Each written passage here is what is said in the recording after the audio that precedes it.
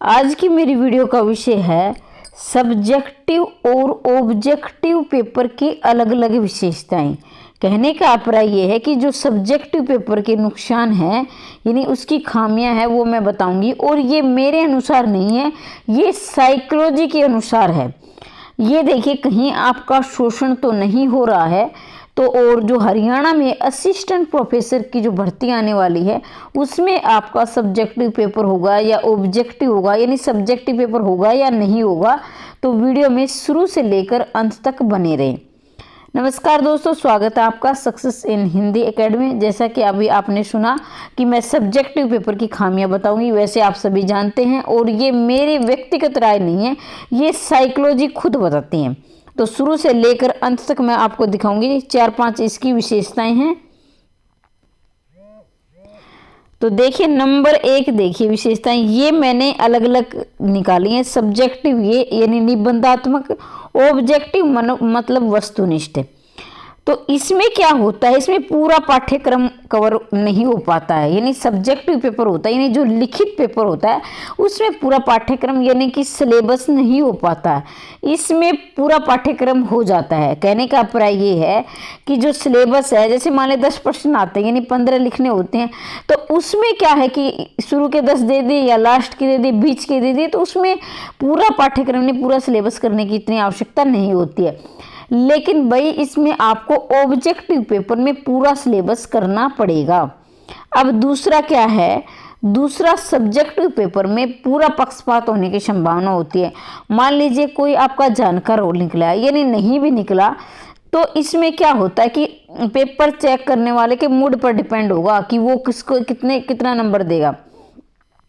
इसमें पक्षपात नहीं होता है। क्यों नहीं होता है भाई, देखो 1 नंबर है या 2 नंबर का है, वो आपको टिक मार करना है, तो उसमें क्या होगा कि आपको भी वही नंबर मिलेंगे, उसका भी तो पक्षपात होने की संभावना बिल्कुल ही 0 रहती है, इसमें पक्षपात नहीं हो सकती है। आगे देखिए सभी को अलग अलग नंबर, बिल्कुल वही बात है, एक ही पेपर में सभी को अलग अलग नंबर मिलते हैं। ठीक है भाई, एक मान ले आप भी कहते मैंने भी ये किया है, वो भी बोला मैंने किया है, तो दोनों को अलग अलग नंबर मिलेंगे। लेकिन यहाँ आपको सभी को समान नंबर मिलेंगे, यानी आपने जैसे टिक मार किया, ऑब्जेक्टिव प्रश्न किया, तो आपको सबको समान ही नंबर मिलेंगे। 1 नंबर का है तो सबको 1 नंबर मिलेगा, 2 नंबर का है तो सबको 2 नंबर मिलेंगे, लेकिन यहाँ सबको अलग अलग नंबर मिलेंगे। फिर अन्याय के खिलाफ, मान लीजिए आपके साथ अन्याय हुआ है, अब क्या, मान लीजिए आपने सारे के सारे प्रश्न किए हैं, बहुत सारे अभ्यर्थी ऐसे हैं जो पीजीटी में 15 के 15 प्रश्न करके आए थे लेकिन उनका पेपर नहीं हुआ, ऐसे भी हैं जो 9-10 करके आए थे उनका सिलेक्शन हो गया, तो ये समझ सकते हैं। तो इसमें क्या है, आप अन्याय के खिलाफ किसी कोर्ट नहीं जा सकते हैं, कोई भी आवाज़ नहीं उठा सकते हैं। लेकिन अगर यहाँ आपको 1 नंबर मान लिया आपने ठीक किया और आपको नंबर नहीं मिला, तो आप कोर्ट जा सकते हैं, प्रूफ भी दे सकते हैं, लेकिन यहाँ आप कोई प्रूफ भी नहीं दे सकते हैं। आगे देखिए नंबर 5 में निर्धारित समय में पेपर पूरा नहीं होता। ये सभी जानते हैं, जो पीजीटी में बैठे थे उनको सबको पता है, सभी की यही शिकायत थी कि मुझे सारा पेपर आता था लेकिन मेरा पेपर नहीं हुआ। लेकिन इसमें निर्धारित समय में अगर आपकी तैयारी अच्छी है, तो मैं बात कर रही हूँ, अगर आपकी तैयारी पूरी है तो निर्धारित समय में आप पेपर पूरा कर दोगे। फिर आगे देखिए नंबर 6 पर देखिए, एक ही पेपर में चेक करने वाला अलग अलग नंबर देगा। मान ले एक ही पेपर है और आप क्या है अलग अलग से चेक करवाओगे तो अलग अलग नंबर मिलेंगे आपको। एक ही मान ले आपने यही प्रश्न लिखा, तो ये चेक करने वाला इसको अलग नंबर देगा, दूसरा अलग देगा, तीसरा अलग देगा, प्रश्न वही है। अगर आप 3 से या 4 से चेक करवाओगे तो चारों अलग अलग नंबर देंगे उसमें। इसमें ये नहीं है कि भाई इसने क्वालिटी लिखी है, उसमें आपका पक्षपात होने की पूरी संभावना रहती है। अगले को पसंद आ गया तो अच्छे नंबर मिल गए, नहीं पसंद आया तो भाई अगला 10 में से 2 भी नंबर दे सकता है, 3 भी, और आप उसमें कोर्ट भी नहीं जा सकते। आप ये भी नहीं कह सकते भाई मुझे 2 नंबर क्यों मिले, 3 क्यों मिले, अगले के मूड पर डिपेंड है, अगर 10 में से 10 भी दे सकता है। ठीक है, मतलब आपका कैरियर, आपका भाग्य किसी दूसरे के हाथ में होता है। और यहाँ देखिए सभी को समान मिलेंगे, वरना एक पेपर में चाहे आप 10 से चेक करवा लो, 1 नंबर मिलेगा तो 1 ही देगा, 2 मिलेंगे तो 2 ही देंगे, यानी सबको समान नंबर मिलेंगे। यानी एक प्रश्न को मैं चाहे 10 चेक करें, सबको इन्हीं सभी प्रश्नों में समान ही नंबर मिलेंगे, कोई आप पक्षपात नहीं होगा, न अगला अपनी सीमा में बंधा हुआ है। उसको ये नंबर देना ही पड़ेगा, चाहे वो आपका दुश्मन चेक कर रहा है, चाहे आपका विरोधी है, चाहे कोई आपका अपना सगा चेक कर रहा है, तो सभी को समान ही नंबर मिलेंगे। ठीक है, आगे देखिए, जो पढ़ा, मान लीजिए इनमें पूरा पाठ्यक्रम नहीं हो पाता, मान लीजिए 10 प्रश्न आपने पढ़े, 10 के 10 आ गए तो आप पास हुए। और मान लीजिए किसी अभ्यर्थी ने बाकी सारा पाठ्यक्रम कर लिया और यानी सारा सिलेबस कर लिया, मान लीजिए आपको पाठ्यक्रम समझ में नहीं आ रहा, इंग्लिश मीडियम से हो तो मैं सिलेबस बोल रही हूँ। मान लिया आपने 10 प्रश्न नहीं पढ़े और वही नहीं आए, तो वही आप तो गए, क्योंकि वही आपने 10% पढ़े वही आ गए, तो उसमें आपकी बल्ले बल्ले हो गई, आपकी जॉब लग गई। और आपने पूरा पढ़ लिया, 10 नहीं आए, मान लीजिए वो 10 आपने नहीं पढ़े तो आप चली गई, मतलब आपका नहीं हुआ। लेकिन इसमें क्या है, सभी को समान मेहनत करनी पड़ेगी, पूरा पाठ्यक्रम करना पड़ेगा, पूरा सिलेबस करना पड़ेगा। ठीक है, तो ये थी इनकी खामियां।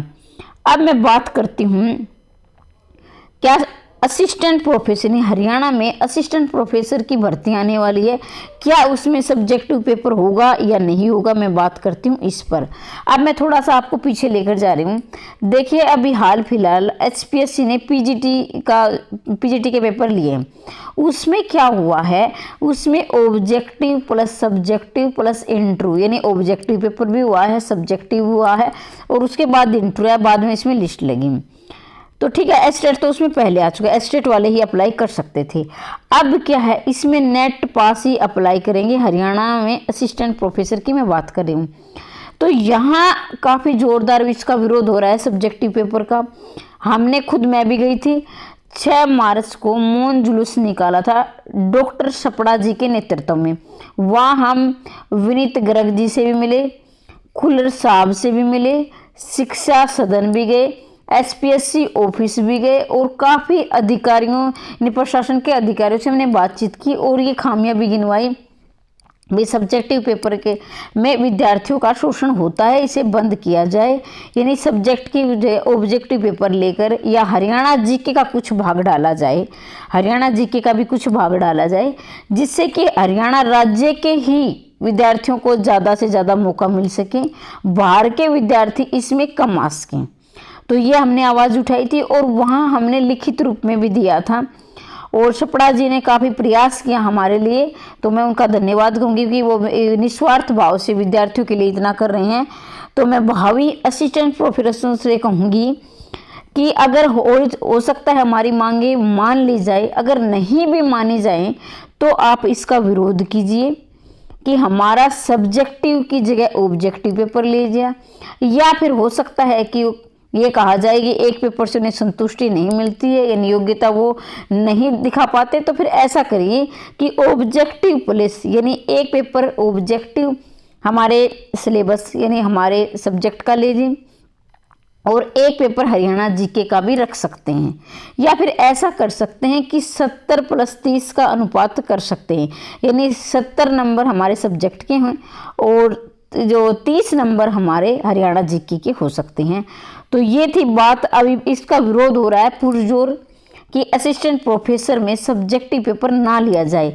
अभी तक हम कुछ नहीं कह सकते हैं होगा या नहीं होगा, लेकिन मैं इतना जरूर कह सकती हूँ कि काफ़ी प्रयास किया जा रहा है, काफ़ी विरोध किया जा रहा है कि सब्जेक्टिव पेपर ना लिया जाए। अब ये आप पर डिपेंड करता है, अगर आप जागरूक हैं और आप चाहते हैं कि हमारा शोषण नहीं हो, हमें न्याय मिले और पारदर्शिता के साथ भर्ती की जाए। कहने का अभिप्राय है, अभी मैंने ये खामियां गिनाई, ये पक्षपात हो सकता है, आप आवाज़ भी नहीं उठा सकते। कहने का अभिप्राय हमारा जो कैरियर है, हमारी जो ज़िंदगी सामने वाले पर डिपेंड करती है। अगर उसका मूड अच्छा है तो हमें पास करेगा, उसका मूड अच्छा नहीं है तो हमें फेल करेगा। अब कुछ ऐसे हैं अभ्यर्थी हैं, हो सकता है जिनका पीजीटी का निकल गया, वो ऐसे विज्ञान बांट देते हैं कि उनमें गुणवत्ता होनी चाहिए, इक्वालिटी होनी चाहिए। तो भाई ये क्वालिटी कहाँ से आती है? भाई एक ही मान लीजिए आपने यात्रा करी, यहाँ से वहाँ गई, आप अपने बारे में बताइए। मैं एक उदाहरण लूँगी। मान लीजिए आपसे ये कहा कि आप क्या बनना चाहते हैं, तो आपका एक ही उत्तर होगा अध्यापक बनना चाहते हैं। ठीक है, अगर आपसे ये पूछा जाए आप अध्यापक ही क्यों बनना चाहते, तो आपका अलग उत्तर होगा, दूसरे का अलग है। अब ये सुनने वाले पर डिपेंड करता है कि आपका उत्तर उसे कितना पसंद आया। तो वो अपने मूड से 10 में से आपके 8 नंबर भी लगा सकता है, 5 भी हो सकता है। जिसने बहुत अच्छा बताया हो वो अपनी तरफ से अच्छा ही बताता है, अच्छा बताया हो तो उसके लग गए 5।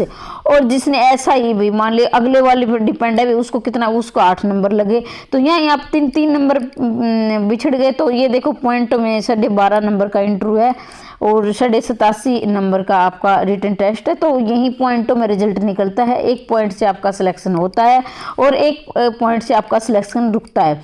लेकिन यहाँ 1 पॉइंट की बात नहीं है, यहाँ आपकी कम से कम 5-6 सालों की बात है। हरियाणा में 1 साल में यानी एक भर्ती कम से कम 5-6 सालों में आती है। तो आप अपनी ज़िंदगी के 5-6 साल बिछड़ गए। तो ये आप पर डिपेंड करता है कि आप इस अन्याय को सहन करते हैं या इसके खिलाफ आवाज़ उठाते हैं।